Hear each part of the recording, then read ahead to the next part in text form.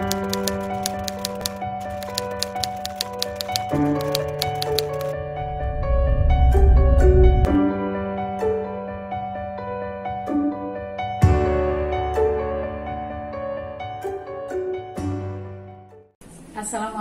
warahmatullahi wabarakatuh. Anak-anakku kelas 12 IPA. Alhamdulillah di kelas 12 ini kalian bertemu dengan Ibu. Setelah di kelas 10 dan kelas 11 kalian diajarkan oleh Pak Abdul Rozak dan Pak Abdul Ghafur. Nah, pada hari ini Ibu akan mengajarkan kepada kalian atau kita akan belajar bersama tentang surat lamaran pekerjaan. KD ini sengaja disisipkan atau dimasukkan ke dalam kelas 12 semester 1 karena kalian setelah kelas 12 ada yang ingin kuliah, ada juga yang ingin langsung bekerja. Kompetensi menulis surat lamaran pekerjaan ini sangat kalian perlukan karena kalian harus menguasai apa saja cara-cara untuk membuat surat lamaran pekerjaan, unsur-unsur apa saja yang ada dalam surat lamaran pekerjaan. Sebelum Ibu lanjut, adakah di antara kalian yang sudah pernah melihat atau sudah pernah membuat surat lamaran pekerjaan? Ya, bagus. Kalau seandainya kalian sudah pernah melihat surat lamaran pekerjaan, tentunya kalian sudah tahu apa yang dimaksud dengan surat lamaran pekerjaan. Siapa di antara kalian yang tahu pengertian dari surat lamaran pekerjaan?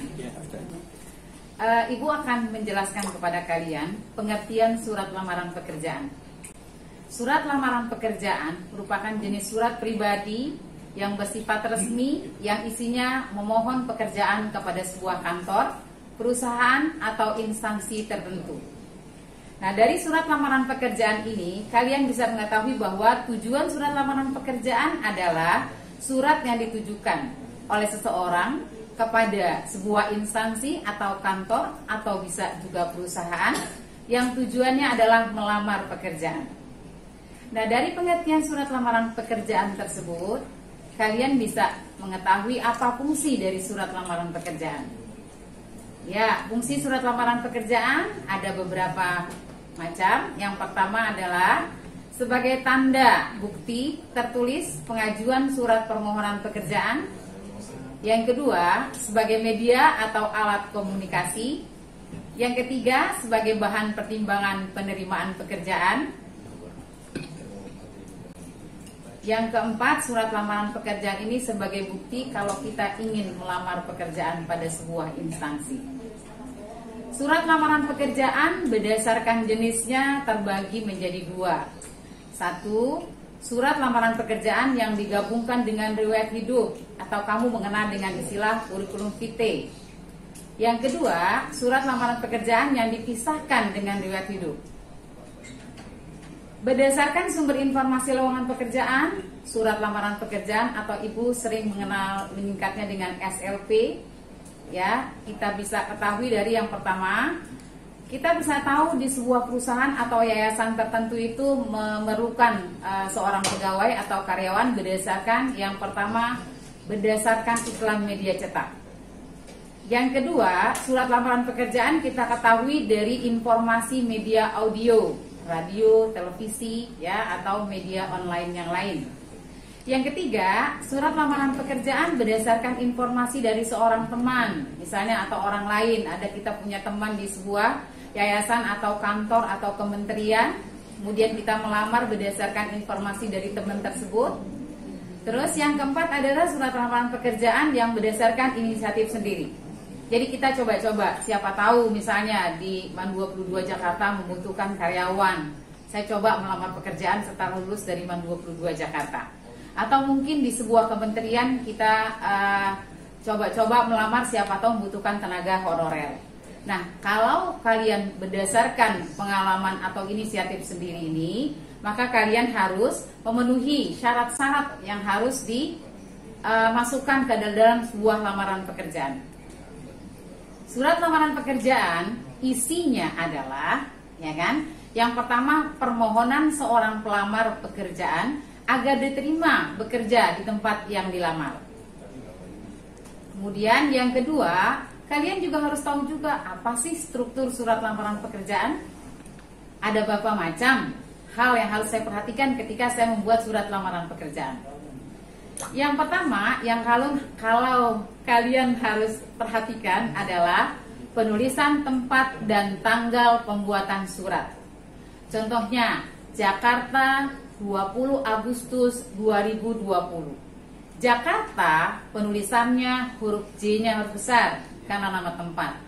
Kemudian nama tempat diiri dengan tanda koma. Kemudian Agustus A-nya juga harus besar karena nama bulan, dan 2020 tanpa ada tanda titik di situ. Ya, mengapa tidak boleh ada tanda titik? Karena surat belum berakhir. Kita baru mau memulai dengan tempat dan tanggal pembuatan surat. Yang kedua, surat lamaran pekerjaan ini juga memerlukan lampiran. Misalnya lampiran daftar riwayat hidup, lampiran fotokopi KTP, lampiran pas foto terakhir, ijazah terakhir, atau sertifikat-sertifikat lain yang mendukung kalian untuk bisa diterima di perusahaan atau kementerian tersebut.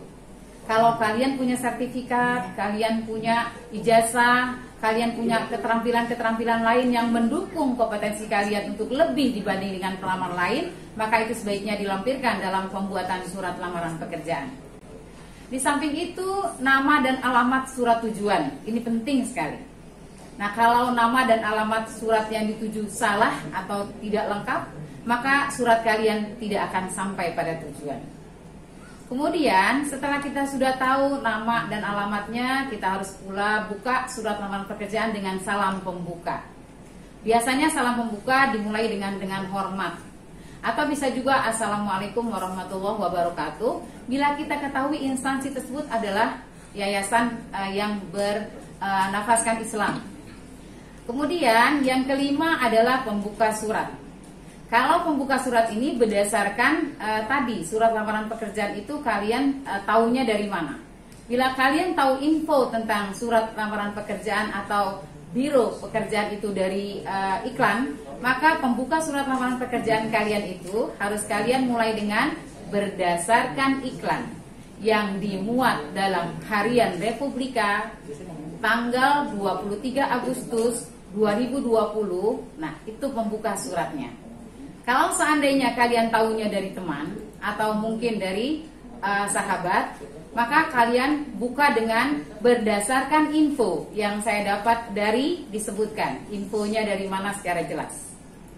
Nah, yang ketiga, bila seandainya surat lamaran pekerjaan itu kalian tuju karena inisiatif sendiri. Kalau karena inisiatif sendiri, barulah kalian langsung mengatakan, saya yang bertanda tangan di bawah ini, nama, terus kemudian kalian sebut lagi alamat kalian, pendidikan terakhir kalian, barulah kalian tuju, saya melamar pada perusahaan bapak yang ibu pimpin, bapak atau yang ibu pimpin, dengan jabatannya sebagai apa. Nah, setelah kalian tahu pembuka suratnya, maka kalian juga harus tahu isi suratnya. Karena surat lamaran pekerjaan, otomatis isi surat itu adalah melamar pekerjaan sebagai sekretaris pada perusahaan atau perseroan yang Bapak garis miring Ibu pimpin. Yang ketujuh, penutup surat.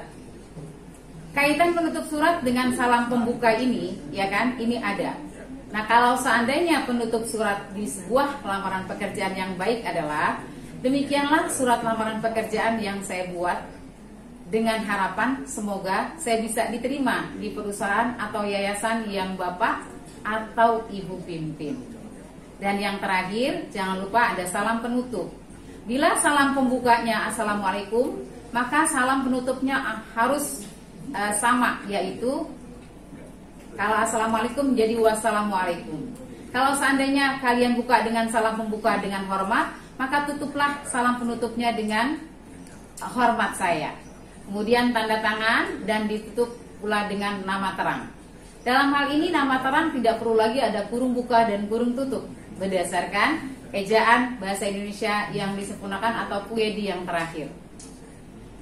Nah, surat lamaran pekerjaan yang kalian buat itu harus mengandung unsur-unsur. Apa saja unsur-unsur yang ada dalam surat lamaran pekerjaan? Ya, unsur yang harus ada dalam surat lamaran pekerjaan tadi di atas, pertama tesis. Apa itu tesis? Tesis adalah pernyataan umum dan argumentasi. Pernyataan umum atau tesis ini berfungsi sebagai informasi awal terkait dengan pekerjaan yang akan dilamar. Sementara itu, argumentasi berfungsi juga menguatkan pernyataan umum atau tesis. Surat lamaran pekerjaan mengandung unsur-unsur yang tadi sudah Ibu sebutkan. Nah, dari pertama sampai terakhir itu harus bisa kalian mengerti. Nanti akan kalian analisis dalam sebuah contoh surat lamaran pekerjaan. Sebelum Ibu tutup KD atau materi tentang surat lamaran pekerjaan, siapa di antara kalian yang masih belum paham?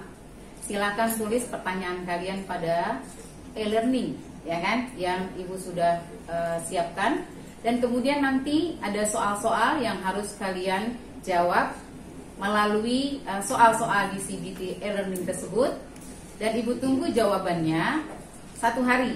Jadi kalau hari ini adalah hari Senin, besok hari Selasa tepat Ibu ngajar dari jam 9 sampai jam 11. Berarti besok Ibu tunggu tugas-tugas kalian itu sampai jam 11.